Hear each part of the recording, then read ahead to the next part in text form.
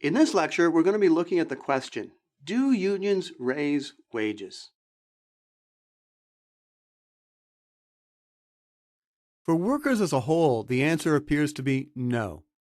Just to give a bit of evidence, for example, the United States and Switzerland are two major economies with low unionization rates, 11% and 18% respectively. In many European countries other than Switzerland, unionization rates vary between 30% and 80%, much higher. Yet despite these wide variations, the United States and Switzerland have equally higher wages than these other unionized countries. Even if unions can't raise wages for workers as a whole, we might be interested to know whether unions can raise the wages of some workers. And here the answer appears to be yes. Unionized electricians, for example, typically have wages that are 10 to 15% higher than similar non-unionized electricians. But how do unions raise wages? Let's look at our model of the labor market to understand this. Here's our model of the labor market with demand and supply as usual.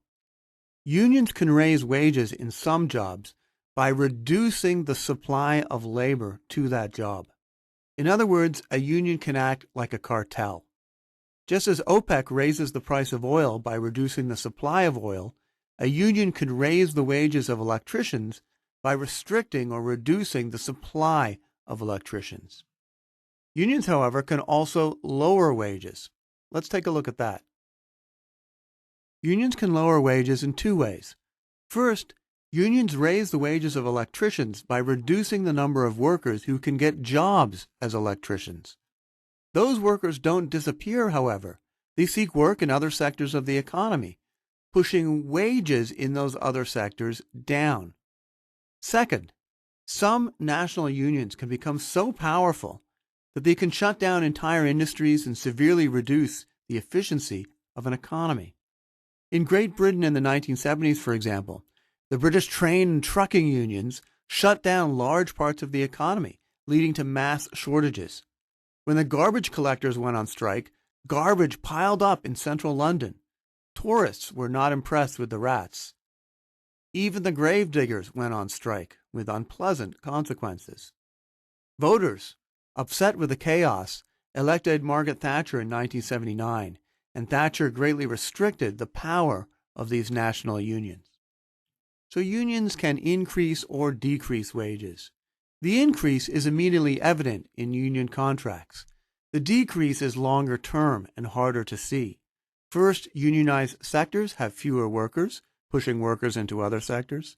There are higher real prices to consumers, makes industries less competitive, and work stoppages and strikes can slow an entire economy down. The bottom line is that unions can raise the wages of certain classes of workers, but unions are not the fundamental reason why wages are high in wealthy countries. Keep in mind, by the way, that unions are not just about wages. Unions can be useful in protecting workers from arbitrary abuses, and they can help in maintaining good employer relationships. One final point. When thinking about unions, we often think about someone like this, a blue-collar construction worker. But what about this guy, a physician? Do these two people look similar to you? They should. Both are represented by unions. Professional associations, like the American Medical Association, are really unions that represent white-collar workers. And as with the electricians' union, they try to raise the wages of their members by restricting supply. The AMA, for example, keeps a tight lid on the number of new medical schools. It lobbies to make it difficult for foreign doctors to work in the United States, and it tries to prevent competition from substitutes for physicians, like nurse practitioners. The AMA argues that these restrictions increase safety and benefit consumers. Maybe, but you should always be a little bit skeptical when someone claims that their high wages are in your benefit. Okay, that's it for unions. Next, we'll turn to the issue of discrimination in the workplace. If you want to test yourself, click Practice Questions. Or if you're ready to move on, just click Next Video.